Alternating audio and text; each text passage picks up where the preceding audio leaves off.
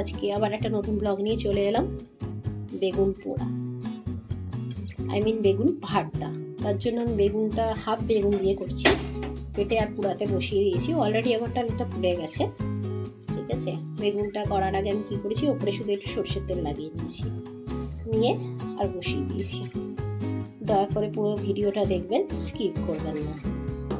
আর কিভাবে ভর্তাটা করছি সেটা আমি দেখিয়ে দেবো। বেগুনটা আমার পুরো পুড়ে গেছে, এটাকে আমি এবার নামিয়ে ঠান্ডা করতে দেবো। বেগুন ভর্তা মাখার জন্য আমি পেঁয়াজ কুচিয়ে নিয়েছি, কাঁচা লঙ্কা কুচানো আছে, আর আছে রসুন কুচানো। একসাথে আমি যেহেতু এগুলো রেখেছি তাই জন্য বোঝা যাচ্ছে না। ধনে পাতা থাকলে ভালো হতো, ধনে পাতা আমার নেই, তাই জন্য ওটা স্কিপ করলেও হবে। আর কারো যদি মনে হয় সেটা দিতেই পারেন। এবার কড়া বসিয়ে নিলাম, কড়াতে তেল গরম করতে দিয়ে দিয়েছি।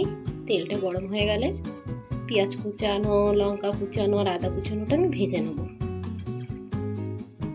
ততক্ষণে বেগুনটা আমি ছাড়িয়ে নেবো, এখনো গরম আছে।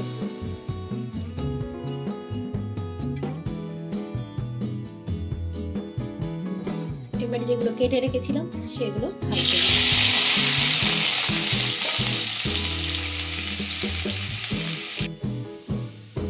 আমার ভাজাটা লাল লাল হয়ে গেছে। এবারে আমি স্বাদ মতন নুন দিয়ে দেবো আর একটু ম্যাগি মশলা দিয়ে দেবো। আর দিয়ে দিচ্ছি ম্যাগি মশলা। এবারে এটাকে ভালো করে নাড়াচাড়া করবো।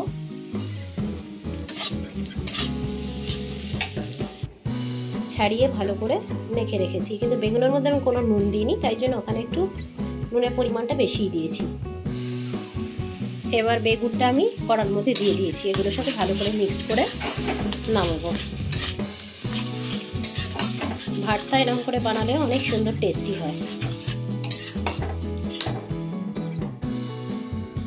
আমার বেগুন ভর্তা রেডি। গরম গরম ভাত আর রুটির সাথে জমিয়ে দেবে। যদি আপনাদের ভালো লাগে অবশ্যই সাবস্ক্রাইব করবেন, কমেন্টস করবেন, লাইক করবেন।